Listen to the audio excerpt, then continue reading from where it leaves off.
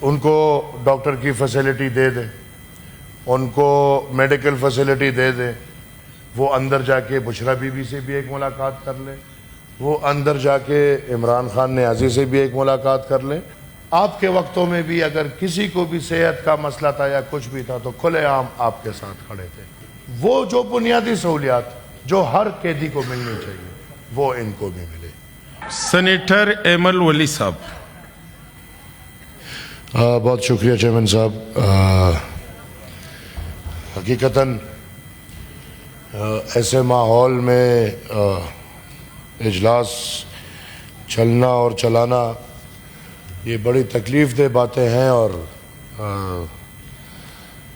جب سے یہ ایوان بنے ہیں 50 سال تقریباً ہو گئے ہیں، لیکن یہ ایوان بنتے تھے ڈیبیٹس کے لیے، ان میں ہیوی ڈیبیٹنگ ہوتی تھی، بات چیت ہوتی تھی، اور ایک مشترکہ عمل طے کیا جاتا تھا ریاست پاکستان کو مد نظر رکھتے ہوئے، مشینری کو مد نظر رکھتے ہوئے، اور پاکستان کے عوام کو مد نظر رکھتے ہوئے۔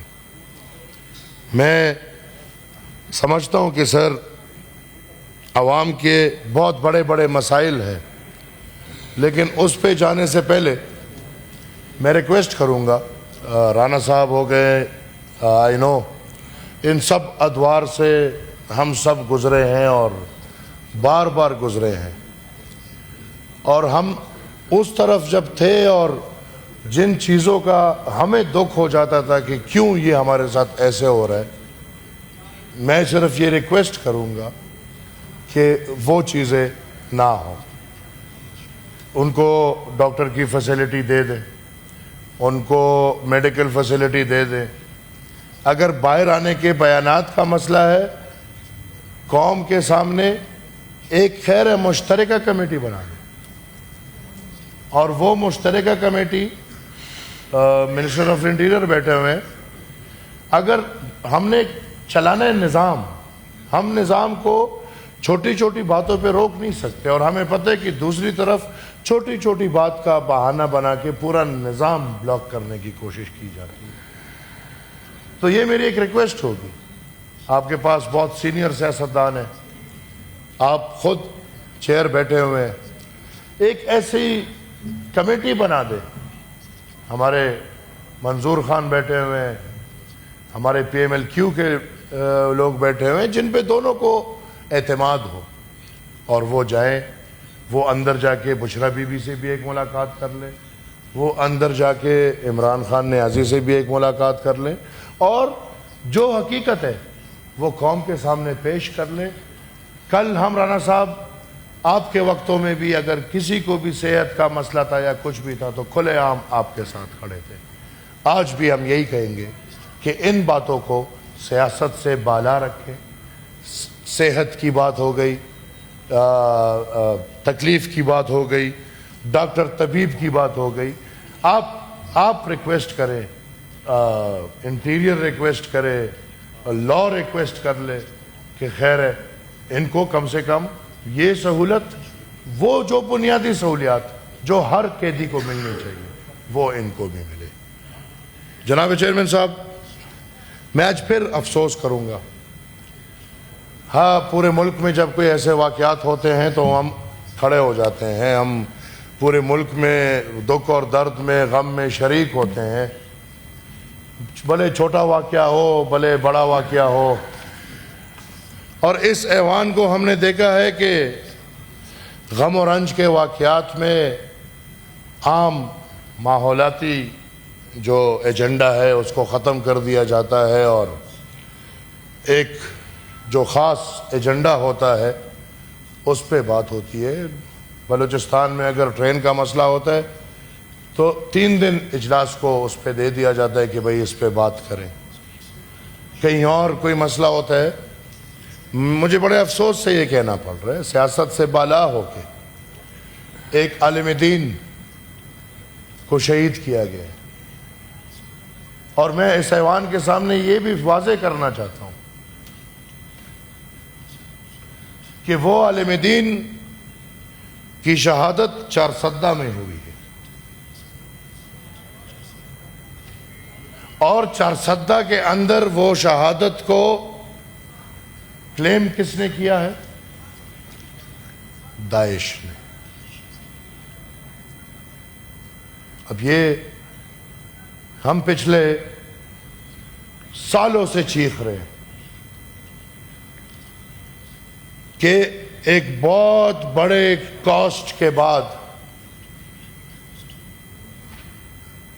پختون قوم نے ان دہشت گردوں کے خلاف ہزاروں لاکھوں کی تعداد میں قربانیاں دی،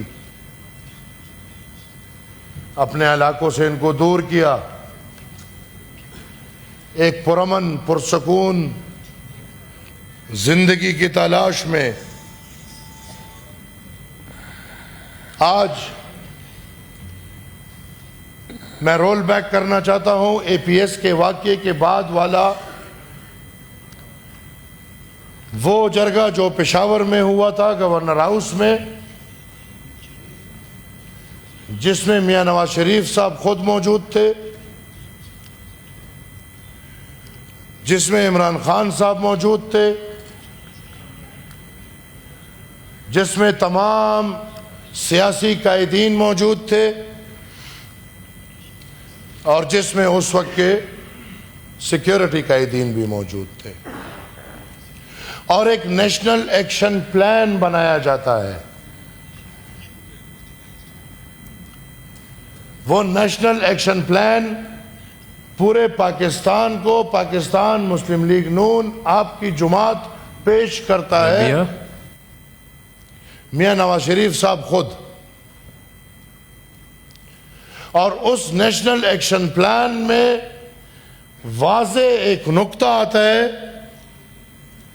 کہ سہولت کار کے خلاف کیا ہوگا۔ میں سر جی پلیز احمد صاحب۔ ان لوگوں کو، جن لوگوں نے ریکنسیلیشن کے نام پہ یہ 40,000 دہشت گرد کو واپس پاکستان لا کے ری سیٹل کیا ہے، میں ان کو سر سہولت کار سمجھتا ہوں۔ اگر وہ سیاستدان ہو، اگر وہ کوئی دفاعی ادارے والا ہو، اگر وہ کسی نظریے کا ہو، میں یہ سمجھتا ہوں کہ پختون قوم کے ساتھ اپنے ملک، اپنے ریاست نے ریکنسیلیشن کے نام پہ جو کام کیا ہے کہ صفا 40,000 دہشت گردوں کو لا کے چھوڑ دیا گیا کہ آپ آؤ ادھر رہو، ان کے ساتھ معاہدہ کیا ہوا ہے آج تک ہمیں نہیں پتہ۔ ہم ٹھیک ہے ہر حملے کے بعد ادھر آواز اٹھے گی افغانستان سے ہوا ہے، افغانستان سے ہوا ہے، افغانستان سے ہوا ہے۔ انٹیریئر صاحب میں مانتا ہوں، دلچسپی دیکھیں، رانا صاحب نہیں ذرا ادھر، لیکن جی ڈاکٹر صاحب پلیز، احمد صاحب۔ یہ دلچسپی ہے نا، تو میں مانتا ہوں، لیکن کیا یہ انٹیریئر والے آج ہمیں، وہ خیر ہے مجھے پتہ ہے بیچارے کہ کیا جتنا دلچسپی اتنا پاور، وہ سمجھ آتا ہے، لیکن اس طرح باتیں یہ پرسنل نہ ہو جائے۔ میں تو پاور کی بات کر رہا نہیں ہوں۔ خیر پرسنل، الحمدللہ ہمارے بھائی ہیں، پاورفل لوگ ہیں ادھر بیٹھے ہوئے، 4-5 وزیر ہیں، ہمارے بزرگ ہیں۔ وزیر نہ بھی ہو ہمارے لیے پاورفل ہے، بلکہ وزیر جب نہیں ہوں گے بہت پاورفل ہوں گے انشاءاللہ۔ آپ ساری باتیں آج اکٹھا کرو گے کیونکہ ظاہر سی بات ہے، پھر ہمیں موقع بہت کم ملتا ہے۔ آپ، یہ تو ہماری قسمت ہے کہ آپ ہیں، الحمدللہ۔ تو سر اس ملک کے ساتھ بہت بڑی زیادتی پھر اس نے کی جنہوں نے ان 102 بندوں کو رہا کرایا جو اربوں کے روپے کے لاگو ہونے کے بعد، کتنے آپریشنز کے بعد، کتنے ٹیررسٹ قید میں تھے، ان کو سگنیچر سے رہا کرایا گیا، جس میں میں صاف کہتا ہوں اس پورے ایوان کے سامنے کہ اس میں وہ بندے بھی تھے جنہوں نے اے پی ایس پہ اٹیک کیا۔ ان کو رہا کرنے والے کیا سہولتکار ہیں کہ نہیں ہے؟ آج ہم سنتے ہیں کہ دہشت گردی ختم ہے، ہم نے دہشت گردوں کو ختم کر دیا۔ آج ہم افغانستان میں بھی حملہ کرتے ہیں، ہم ایران میں بھی حملہ کرتے ہیں، لیکن بطور ایک پاکستانی میں یہ ذرا پوچھنا چاہتا ہوں کہ جب اتنا کچھ ہو رہا ہے تو میرے چارسدہ میں ایک عالم دین کو کس طرح مارا جاتا ہے؟ کیا باجوڑ میں یہ لوگ صاف کھلا عام گھوم رہے ہیں؟ نہیں گھوم رہے۔ کیا وزیرستان تک دہشت گرد کتنا کنٹرول رکھ رہے ہیں؟ ریاست پاکستان کتنا کنٹرول رکھ رہے ہیں؟ ڈی آئی خان، ٹانک، لکی مروت، بنو، کوہاٹ، کرک، ہنگو، ریاست پاکستان کتنا کنٹرول رکھ رہا ہے اور دہشت گرد کی کیا حالت ہے؟ سر، پچھلے دنوں حیات آباد میں دہشت گردوں کی گھومنے کی ناچنے کی ویڈیوز آئی ہیں۔ ہمارا پشاور، چارسدہ صاحب کے سامنے، مردان، سوابی، نوشہرہ، ملکنڈ، دیر، سوات، بنیر، کدھر گیا ریاست؟ یہ میں ایک حقیقت آپ کے سامنے لا رہا ہوں، اس کو سنجیدگی سے لیا جائے۔ آج بھی گڈ اور بیڈ ہو رہا ہے، آج بھی پھر امن کمیٹیاں بن رہی ہیں اور پھر امن کمیٹیوں کو لڑایا جائے گا اور پھر پختونوں کی سرزمین پہ خون بہایا جائے گا۔ یہ کس کے ڈومین میں آتا ہے؟ صوبائی حکومت کے؟ سر میں تو سمجھتا ہوں کہ ملک کا دفاع تو میں تو سمجھتا ہوں کہ ملک کی دفاع تو انٹیریئر کا کام ہے۔ 18 امینڈمنٹ پہ عمل کر لیں، وہ صوبائی چیزیں دے دیں، پھر بہت واضح ہو جائے گا۔ آپ ایجوکیشن ان کو دے دیں، آپ ہیلتھ ان کو دے دیں، تو انٹیریئر، فورن، لا، یہ تو وفاق کا کام ہے۔ میں ایک پاکستانی شہری ہوں، مجھے آپ کے اشارے کی بھی سمجھ آتی ہے، لیکن مجھے بتائیں میں کس کے پاس جاؤں؟ ادھر والے کہتے ہیں صوبے پہ جاؤ، صوبے والے کہتے ہیں وفاق پہ جاؤ۔ مجھے تو میرے قوم کو تو ایک فٹ بال بنا لی ہے آپس کی سیاست مسئلوں میں، میں کدھر جاؤں؟ میں یہ ریکویسٹ کرتا ہوں کہ اس مسئلوں کو سنجیدگی سے لو۔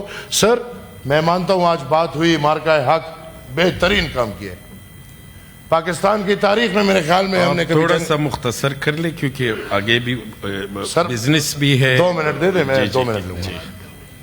پاکستان کی قوم، پاکستان کی عوام اور پاکستان کے تمام تر لوگوں کی فائدہ اس میں ہے کہ ہم جنگی جنون کو ختم کر کے اپنے ہمسایہ ممالک جتنے بھی ہیں ان کے ساتھ ایک بہترین تعلق بنائیں اور تجارت کو فروغ دے، باقی چیزوں کو فروغ دے۔ یو ایس ایران اسرائیل وار میں بہترین کردار پاکستان نے ادا کیا، لیکن میں ان کو کہوں گا کہ ذرا اندر پلیز پاکستان کے اندر بھی دیکھ لیں، یہ جو پاکستان میں ہو رہا ہے اس پہ بھی نظر ڈال لیں۔ اس جنگ میں بنگلہ دیش 1 روپے تیل مہنگا نہیں کرتا۔ اس جنگ میں ہمارے ارد گرد کافی ممالک ہیں جو اس سب کچھ کے باوجود تیل کو اپنے لیول پہ رکھتا ہے۔ یہ میں وہ بات کر رہا ہوں جس سے میں یقین سے کہہ سکتا ہوں آپ بھی تنگ ہوں گے، یہ ادھر کا جتنا سٹاف ہے یہ بھی تنگ ہوگا، بلکہ جو گاڑی یا پیٹرول چلا رہا ہے، موٹر سائیکل چلا رہا ہے، اس کا یہ مسئلہ ہے۔ سر، تیل، سر اس جنگ میں پاکستان کلیم کرتے کہ ہماری ایک کشتی نہیں رکی۔ سر، میں let it be on record, Pakistan میں 80% تیل ایران سے آ رہا ہے۔ ایران میں اس جنگ کے دوران بھی تیل 8 روپے اجیت ایت اللہ صاحب، آپ اپنی سیٹ پہ جائیں، آپ کا کوشچن آ رہا ہے جی، پلیز۔ کوشچن شروع ہو جائے، میں چل جاؤں۔ نہیں، آپ پہلے بیٹھے اپنی سیٹ پر۔ سر یہ تو آپ ایسے ہمیں ٹھوک رہے ہیں، میرے خیال میں لوگ تو بیٹھتے ہیں۔ 2 منٹ تو پورے ہو گئے نا سر، تو آپ تو سر میں اگر بات غلط کر رہا ہوں تو بس بتا دیں۔ نہیں، آپ پورا کریں، آپ لوگ کیوں عوام کے مسئلوں کو کنکلوڈ سنیں؟ کریں نا سر آپ سنیں، ریپیٹلی باتیں نہ کریں۔ میں سر یہ کہنا چاہوں گا کہ آپ کا اسلام آباد میں بھی ایرانی تیل بک رہا ہے، آپ کا پورے ملک میں ایرانی تیل بک رہا ہے, نہیں تو آپ اور میں جاتے ہیں اور جہاں پہ آپ کہتے ہیں ہم ان پختونوں والا لاس کر کے, اس کا آپ کو بھی پتہ ہے, ہمیں بھی پتہ ہے, سب کو پتہ ہے. جب یہ سب کچھ ہو رہا ہے تو یہ تیل اتنا مہنگا کیوں کیا؟ آخری بات سر, بلڈنگ 1 اسلام آباد میں 2 آپریشنز ہو رہے ہیں. 1 کانسٹیٹیوشن ہے کہ پتہ نہیں کیا, اسلام آباد میں 2 آپریشنز ہو رہے ہیں سر. ایک 1 کانسٹیٹیوشن اور ایک بری امام. ایک طرف غریب لوگ, ایک طرف کیا بولوں, نہیں بولتا, چلو, ایک طرف راتوں رات آپریشن ڈالا جاتا ہے, راتوں رات پی ایم صاحب کا ہوش, ورنہ پی ایم صاحب ہمارے ماشاءاللہ بہت وقت پہ سوتے ہیں اور بہت وقت پہ اٹھتے ہیں, آپ کو بھی پتہ ہے, لیکن راتوں رات ایسا کیا ہوتا ہے کہ فوراً کمیٹی بنائی جاتی ہے اور اس چیز کو روکا جاتا ہے اور 1 کو سٹاپ کیا جاتا ہے. دوسری طرف 60,000 گھر گرائے گئے ہیں, لوگ مرے ہیں. اس کا جواب کون دے گا؟ اس پارلیمان کو ذرا اس کی تفصیل دی جائے کہ جو آپریشن بری امام کیا گیا ہے یہ کیوں کیا گیا ہے, اس کی کیا وجہ بنی ہے, اس میں کتنے گھر مسمار کیے گئے ہیں, اس آپریشن میں کتنے لوگ مرے ہیں. اور سر یہ جو ابھی ایک دم اس پاکستان میں, مطلب یہ بلڈنگ کس نے بنائی؟ جواب لے لے, ختم کر رہا ہوں, اب آخری بات ہے بس, مجھے نہیں, ختم کر رہا ہوں. یہ بلڈنگ کس نے بنائی؟ یا بلڈنگ رات کو بنتی ہے, بلڈنگ چپ کے بنتی ہے؟ نہیں, بننے میں بھی سی ڈی اے انوالو, بننے میں بھی عدالت انوالو, بننے میں بھی منسٹری انوالو, توڑنے میں بھی سی ڈی اے انوالو, توڑنے میں بھی عدالت انوالو, توڑنے میں بھی حکومت انوالو. میں کہتا ہوں یہ ابھی جو بھائی اس سوسائٹی کو بند کر دو, اس سوسائٹی کو نہیں. اس تاریخ کو دیکھتے ہوئے اگر اصل مجرم کو دیکھنا ہے تو اصل مجرم سی ڈی اے ہے, اور اگر بلیک لسٹ کرنا ہے تو سی ڈی اے کو بلیک لسٹ کیا جائے, جن کا منصوبہ بندی اس طرح ہوتا ہے کہ ایک حکومت میں ایک طرح ہوتا ہے اور دوسری حکومت میں دوسری طرح ہوتا ہے. Thank you sir.